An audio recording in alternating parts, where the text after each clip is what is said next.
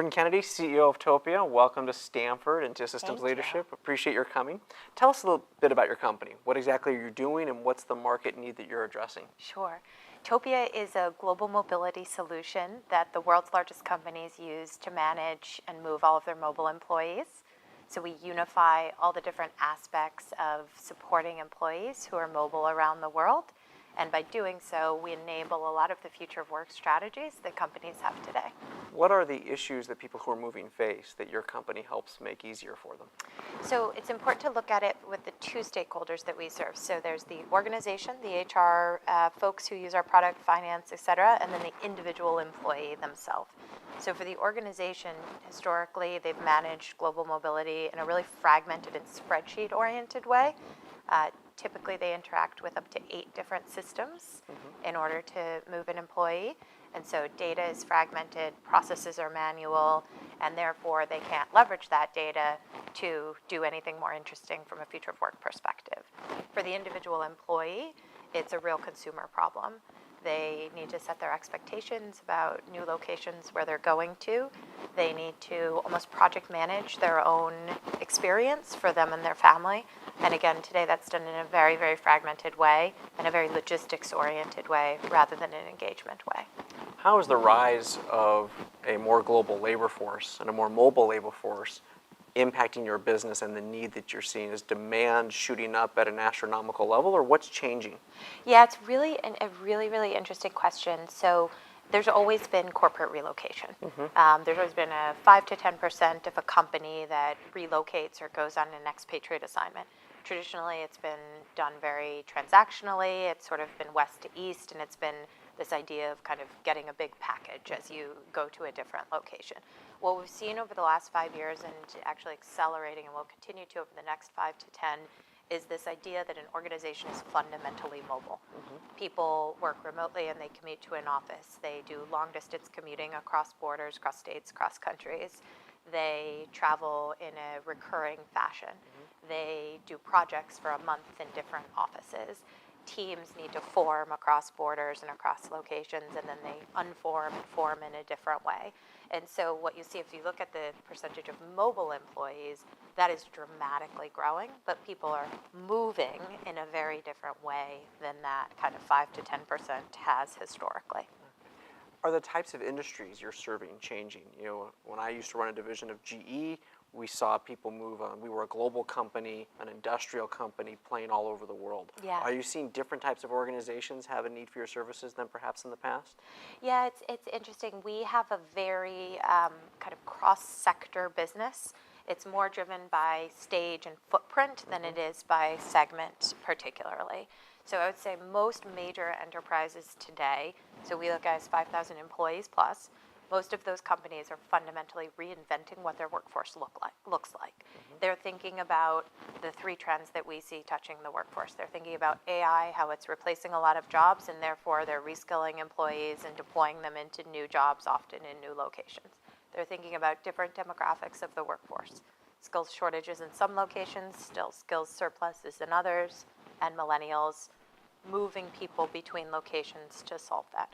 And they're running organizations that are complex, that are global, and that have business objectives that are not demarcated by borders. And so what that means is you have an asset of employees that need to be moved almost as fungible sort of chess pieces between different locations and projects in order to enable business objectives and to retain them and build career paths. And so that's what Topia does. We're the infrastructure that enables all of the sexy stuff around the current workforce. How do you sell your product? Who's the buyer and the decision maker inside of the organization? And I assume some of the people who are being impacted by this, some are impacted positively and some are impacted negatively. Yeah. What's that dynamic like? Yeah, so we sell to the HR organization. We sell to multiple different levels. So there is a department in companies called Global Mobility. They have been responsible for the movement of staff for decades. Often that is perceived pretty transactionally, aligned with how the space used to be. And so we partner with them and we implement the Topia software solution to give them the infrastructure so that in many instances the global mobility team can become much more strategic around global planning and managing the global workforce. But another part of our sale is often interacting with the head of HR or the VP of talent or benefits, and really helping them to plan what their 3-year workforce transformation looks like and how Topia can be the infrastructure to enable that transformation. Or any of those people, do they ever feel threatened, the fact that their jobs are changing and maybe they don't want it to? Yeah, it's definitely a transformational sale. So there's different levels of the organization that are impacted in different ways depending on how they decide to use Topia. And so the really important thing when doing a transformational sale and impacting different people's roles in different ways is to start from the vision for the future. So where do we as an organization in the C-suite, and I say we by me plus customer, where do we want to get to in a 5-year period?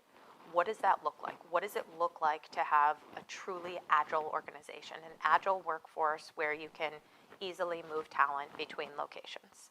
And so getting kind of that buy-in, that's the goal, it's organizational agility. And then working backwards, okay, where are we today and how do we take steps in a transformational way to get you to agility? So we say we help you move from mobility, transactional mobility, to agility as an organization. That is a journey that, by definition, will change people's jobs, impact some people in different ways. But if everyone's marching toward the same goal, and then you can, from a buying and implementation perspective, chunk it in particular ways to get there, that's where it becomes easier to digest and very successful for the organization. All right, so in some respect, you're at the tip of the arrow, right? You're seeing how organizations are evolving. What do you think is going to be coming in the next 5 to 10 years that maybe isn't part of the mainstream of what we're reading about today? Yeah, it's interesting. So we, for decades, right? Decades and decades, we as a society have had an idea of a linear career. I go into an office, I have a manager, I progress on this organizational ladder, and if I don't like that, I maybe go to another company, or maybe I can leapfrog the organizational ladder if I go to another company. The concept of an agile organization completely tears that apart. It's like you do not have a set location, you do not have a set team, you do not have a set annual performance review structure, and you have all sorts of other things that go into that. So what we're going to see is a shift to thinking about an organization as a very different being. You will have people that work there through employment, people in the gig economy, and kind of this constant movement of resources between different locations that it really ultimately enables business objectives and enables fulfillment for that individual employee. It's really interesting to see how Topia is really helping to give organizations the ability to shape the future of work in a positive way for all people, but also understanding that is it a transformational opportunity and a transformational experience for the people who are there. And it's interesting to see how you are all working with your organizations to try to make them successful. Yeah. Brynne, thank you so much for coming to Thank you. Stanford. Really appreciate it. Thank you, Rob.